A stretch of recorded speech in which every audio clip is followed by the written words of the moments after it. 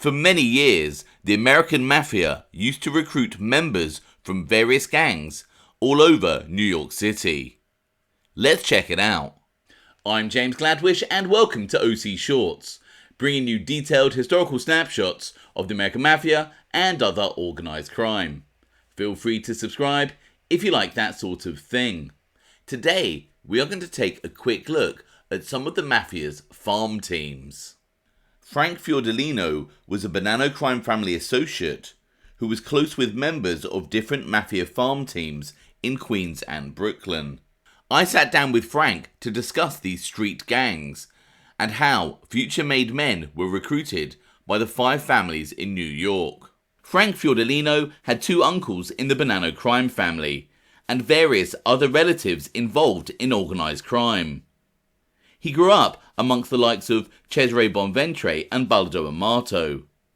He would enter a life of crime himself and was associated with Vito Guzzo Jr. and the infamous Giannini Crew. Following a murder and murder conspiracy charge, he became a government witness in the early 2000s. He can be seen on the excellent YouTube channel 52 Topics with co-host Brett, which is well worth checking out. The link to this is in the comments below. So Frank, thanks for coming on. First up, can you list some of the prominent Mafia farm teams that you were kind of aware of, obviously in the Brooklyn and Queens areas, kind of growing up? Well, yeah. So going back to the farm teams always been around. It's a phenomenon that basically Capisi has started. You know, he turned. I think he was one of the first to term the term farm teams. You know, and but coincidentally, I remember a couple around my time. There was the Beth Avenue boys. There was the Bay Parkway boys, which would they would bump heads a lot in South Brooklyn alone. The farm teams, there were at least 10 at one time. Every corner it seemed like had a little crew, and some bigger than others. You know. Yeah. But they were the real deal, and this goes back even to Sammy the Bull. He was part of a farm team. If you ever heard the Ramparts, you know. Yeah. Jerry Papa.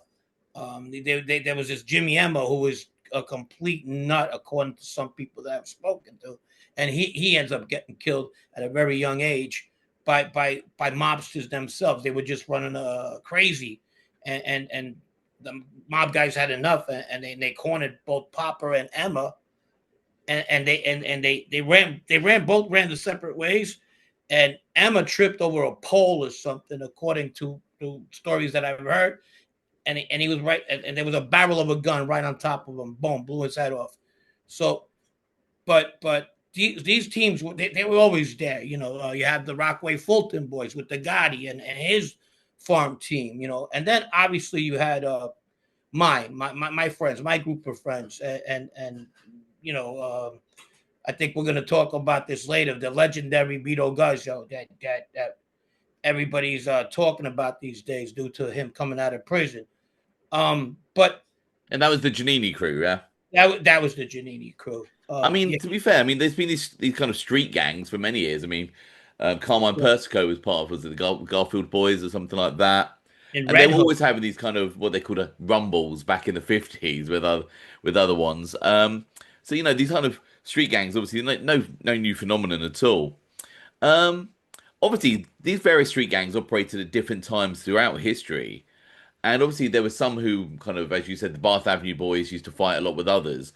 But did any of them kind of actually work with each other at all?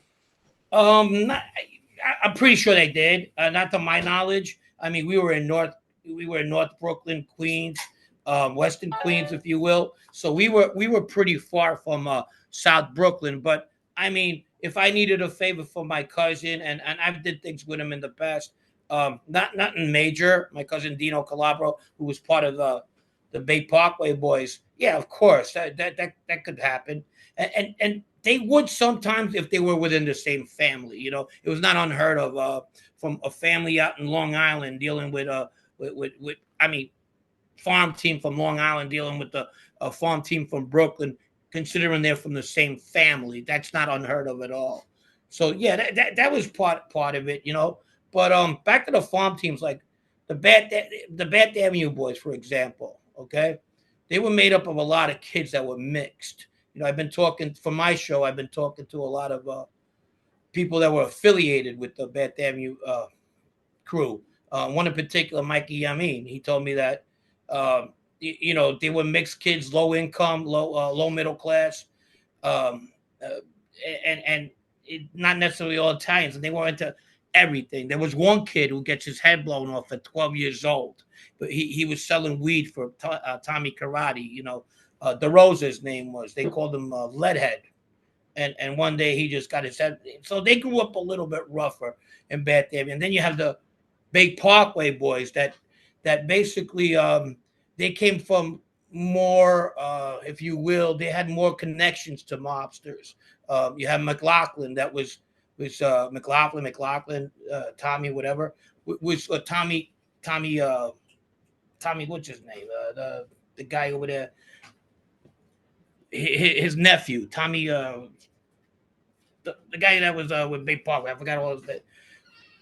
forgot his name right now. Tommy Gioelli. Yeah. He was Tommy Gioelli's uncle. So they had more connections. And like in our situation with the Giannini guys, we didn't have that much other crews around. It seemed like we were the only crew we were around, and we had like 40, 50 members, But some of us had family members in the mob, so it made it easier for us. Well, that's what I was going to say, Frank. So obviously, many of the Italian members in these farm teams, some of them had relatives who actually made men, right? Was the whole idea, was that the pathway to do that? They come through the farm teams and hopefully through their relatives or whatever, then they can step up and get inducted, or are these just creds just committing crimes and causing havoc? Is it a bit of both? It's a bit of both, because some of these crews, there's kids there that are doing their own thing that they don't want nothing to do with the mob, and there's other ones that are being scouted by mobsters. Back to the Bath Avenue guys, you have Paul Galino, who was always around Tommy Karate, and the narrative was that he was always around Spiro, but the truth was he was around Karate. Karate gets locked up, and then Spiro kind of inherits him, and so his goal, he was one of these kids, real tough kid, real athletic. His family wasn't really mobbed up. They weren't mobbed up at all. He comes from a good family, but his goal was to become a made member of the Bonanno family or any kind of family, whatever. That was his goals. But not all of them had that aspirations, especially ones that were non-Italian. They were like, why the fuck I got to kick up when I'm making money here? I like to do my own thing.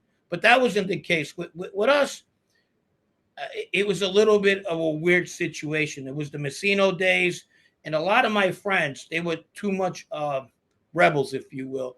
And it wasn't what Massino was looking for. The last thing he wanted was Sicilians who were rebels. They wanted Sicilians who made money and just shut up and stood in the corner. That's what he wanted. He doesn't want no retribution. You know what I mean? So that was that. But there was a whole different situation going on. But yes, there was a very Fagin-esque, we'll use a Dickens term, yes, approach to all these groups. So I mean, these groups obviously they are, like I said, many through relatives are connected to the five families of New York, and obviously the Giannini Crew, who actually had multiple connections across different families through relatives. Was there any one kind of guy that you kind of not reported into because you're your own kind of entity? But obviously, you said Paulie Galena obviously eventually kind of came under the remit of Spiro, right? And Baldo Amato is often linked with the Giannini Crew as well. Are they the guys to keep them in order to a certain extent or not? No, just when the Baldo Amato situation is a little bit edgy on what I mean by that, it's on the cusp. It wasn't like they reported it him, but when he needed them to do something, especially the specific part of the kids I grew up with, because the Giannini Crew within themselves had three different parts to them, cliques. Yeah. But a certain clique he would use now and then, like he used a group after the first group got locked up in '96 to go bust up a coffee shop, and that was one of his charges. And but it wasn't as in depth. I feel that people want to make it look out to be like with other, like Tommy Gioelli was in the throats of every one of his guys. You know, I went to my cousin's wedding. He was on the corner. They all went around him. Where Baldo wouldn't have been that guy. Was that Dino's? Dino's, what did you say? Dino Yeah. Calabro's guys. He was always there. He felt, it kind of felt like, it did kind of feel like a Fagin-esque situation when he was around, and it always he felt like I kind of got the drift that he thought he was one of the kids. Oh, Still, really? yeah. Where Baldo, he would walk in a room, and you could have done something for him, and he would just keep going like you weren't there. It is different. You see, the dynamic was different. I didn't think a lot of my friends had a chance to get made when in the 90s during the Massino era. Massino goes away. You know how many of my friends I was looking at the other day, guys around the Giannini Crew, are made today? 16. 16. So I don't think different families, obviously. Mostly the Bonanno family. It's interesting that obviously Vito went towards the Colombos, obviously. Yeah, he did. But he had connections with that anyway, didn't he? He had a mentor at one point. His father, and then and his father was made man there. Yeah, his father was part, and Dennis. That's it. He dies of cancer that day at a funeral. That's when he took revenge for his father's murder, wasn't it? In the unions. Yeah. So that's why he avenges his father's death and ends up shooting 2 people and killing 1 that day on an ambush. Yeah. But back to that, Vinny Unions ends up living, but that's another thing about the mob a lot of people don't understand. See, Vito was an up and coming star. Usually when your father dies in that life, nobody fucks with you anymore. Excuse the French, nobody messes with you. It just dies at that. But he was so able, and so they inherited him. They kind of like they took him in, and later on he was around Patty Catalano after Dennis Guzzardo. That's it, Guzzardo, yeah. And the rest is history. In terms of the farm teams, I mean, do you believe they kind of still exist today to a certain extent? Obviously, there's kind of street gangs and things. But is the modern mafia looking to recruit from these kind of things, or have they moved away? Do they no look at just kind of family? It's a different kind of recruiting process now. I think it's more money oriented. A little bit like I found myself in the middle of, because I have 2 cousins that are still made members in the Bonanno family, and they're money guys. These guys were getting made while other guys who were very able were not. And it looked like it was going to be like that for a very long time. Of course, things change in the early 2000s, and that's why a lot of these guys that were part of this farm team, especially the one that I was involved with, ended up getting made. Okay. I mean, like I said, there's been a whole plethora of kind of famous names that have come out of these kind of farm teams, as you said, going back to Gravano, Jerry Papa. I think Anthony Casso was in. He was in. Yeah. Every family has them. The Lucchese had a very the Polo, the Contis. They were there. Yeah, I mean they had the Tanglewood Boys as well up in the Bronx, wasn't it? Right, which I don't know much about, but you got also the Mayo Crew was a farm team. A lot of these guys weren't made when they were doing. No, the majority were associates. Yeah. Yeah, so you put that. You listen, to get into that life, right? You got to start somewhere, and unfortunately, when you do start getting your feet wet, there's other guys that you might not get along with in your crew that are doing bigger and better things, and I mean not better for lack of words. They're doing work. There's nothing better about killing people, but when it elevates to that, okay, now you got to keep up with the Jones. If he's doing it, I want to do it too, because so you pick spots.